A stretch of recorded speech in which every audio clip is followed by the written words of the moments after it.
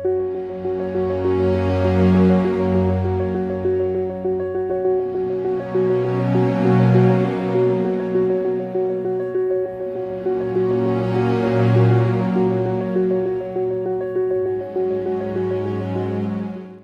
Everyone, welcome to the new video. इस वीडियो में हम डिस्कस करने वाले हैं about the recent case with regard to seeking possession back of Red Fort. आप सबने जरूर सुना होगा कि एक प्लेंट फाइल किया गया था दिल्ली हाई कोर्ट में कि जो गवर्नमेंट ऑफ इंडिया है उसने बहुत सालों से इलीगल पोसेशन बना के रखा है रेड फोर्ट पे, और रेड फोर्ट हमारा है, हमें वापस मिल जाना चाहिए।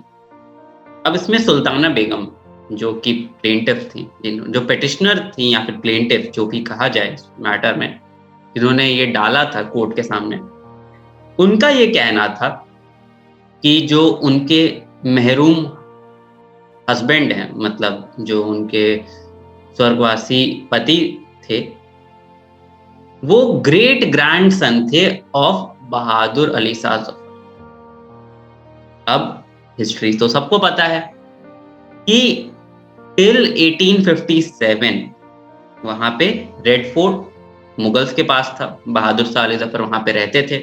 ब्रिटिशर्स ने उनसे कैप्चर किया, उनको डिथ्रोन किया और कब्जा कर लिया उस जगह पे। तो अब ये बोला गया सुल्ताना बेगम के द्वारा कि क्योंकि मेरे हस्बैंड ग्रेट ग्रैंडसन थे हैं उनके, तो ये प्रॉपर्टी बाय इनहेरिटेंस उनको मिलनी चाहिए थी।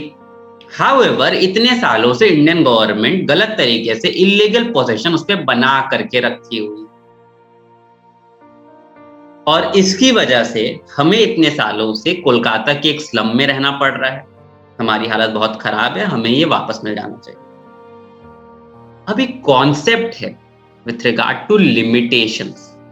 अब लिमिटेशंस एक्ट सेट करता है कि वेरियस प्रॉपर्टीज के लिए एक लिमिटेशन पीरियड होती है। आपको उस पीरियड के अंदर में ही अपना केस फाइल करना पड़ेगा, नहीं तो उसके बाद आप केस फाइल नहीं कर सकते हैं।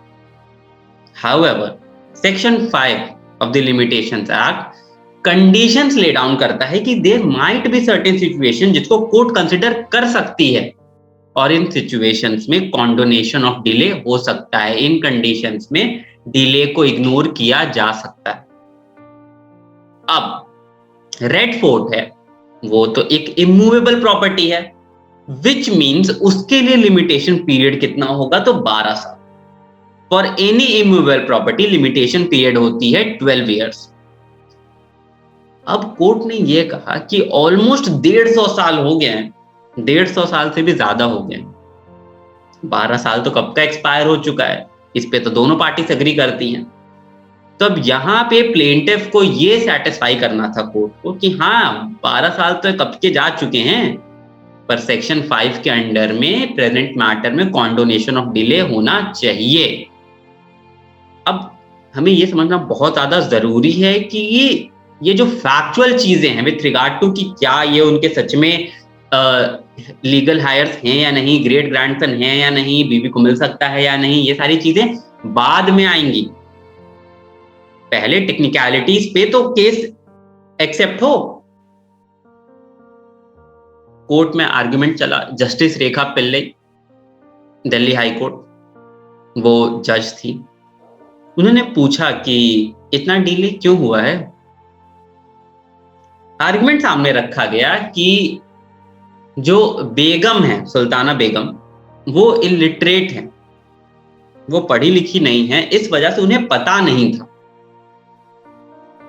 कोर्ट ने कहा कि मे बी इवन हो सकता है, बट अगर किसी की हिस्ट्री बहुत ज्यादा भी कमजोर हो फिर भी उसको पता है कि सिंस 1857 एटलीस्ट बहादुर शाह जफर के कोई भी फैमिली का तो उस रेड फोर्ट पे नहीं रह रहा है। पहले ईस्ट इंडिया कंपनी उसके कब्जे लेकर के रह रही थी, और अब उस पे गवर्नमेंट ऑफ इंडिया देखती है। उस पोसेशन तो उन्हीं लोग का है। ऐसा नहीं था कि आप इस बात से अनजान थे। आपने इतने सालों में किया क्या? बेगम की करंट एज 60s या 70s में है। कोर्ट ने पूछा कि आप पिछले 40-50 सालों में आपने क्या कोशिश क्या की अपनी प्रॉपर्टी को वापस पाने की? आप भूल जाइए 150 साल। आपने पिछले 30-40 सालों में क्या कोशिश की? आपने कोई कोशिश नहीं की। आप सो रहे थे। अब एक दिन अचानक से आप उठ करके आके ये नहीं कह सकते हैं कि जस्ट बिकॉज़ आप इलिटरेट थे, आपको नहीं पता था कि क्या करना चाहिए। प्रेज़ेंटली भी तो आप आए हैं। अब हमें ये समझना पड़ेगा कि सेक्शन 5 में जो 12 इयर्स का टाइम पीरियड वो कैलकुलेट कैसे किया जाता है? वो कैलकुलेट किया जाता है कि पहला तो इल्लीगल पोसेशन होना चाहिए। दूसरा, वो पोसेशन कॉन्टिन्यूअस होना चाहिए। ठीक है? तीसरा, क्योंकि वो कॉन्टिन्यूअस है, बीच में कोई भी हिंड्रेंस नहीं आनी चाहिए कि 2 साल हमने कब्जा करके रखा था, 1 साल किसी और ने वापस ले लिया हमसे, फिर हमने तीसरे साल जाके कब्जा कर लिया, ऐसा नहीं होना चाहिए। और चौथा, जो इसके बेसिस पे कोर्ट ने बोला कि आप इतने सालों से कर क्या रहे थे, ये सबको पता था। जिसकी हिस्ट्री बहुत कमजोर होगी उसको भी पता था कि ये तो गवर्नमेंट ऑफ इंडिया के पास है अभी, और पहले ब्रिटिश ईस्ट इंडिया कंपनी के पास थी। वो ये है कि वो 12 सालों तक हमेशा हर एक दिन पता होना चाहिए उस पर्सन को जिसकी वो प्रॉपर्टी है कि इस इंसान ने मेरी प्रॉपर्टी पे इलीगली कब्जा कर रखा है। वो इंसान आके हमेशा बोले कि हाँ देखो मैंने तुम्हारी प्रॉपर्टी पे कब्जा कर लिया है, उसको पता होनी चाहिए ये बात। यहाँ पे पता तो थी बात। अगर पता ना होती तब लिमिटेशन अप्लाई नहीं होती, पता तो थी, और क्योंकि पता थी इसी वजह से जस्टिस रेखा पिल्लई दिल्ली हाई कोर्ट ने बोला आपका केस एक्सेप्ट नहीं किया जा सकता है as it is barred by the law of limitation and the delay can not be converted. I hope आपको ये पूरा केस समझ में आया हो। विथ रिगार्ड टू लिमिटेशंस आपको समझ में आया हो बेसिक कॉन्सेप्ट क्या है लिमिटेशन का और कॉन्डोनेशन ऑफ डिले कैसे होता है। Thank you so much. Please subscribe to the channel to watch more such videos. Please also like the video and comment करके जरूर बताएं कि आपको ये वीडियो कैसा लगा, अपने फीडबैक्स दें और ये भी बताएं कि आपको और किन टॉपिक से वीडियो चाहिए। Thank you so much.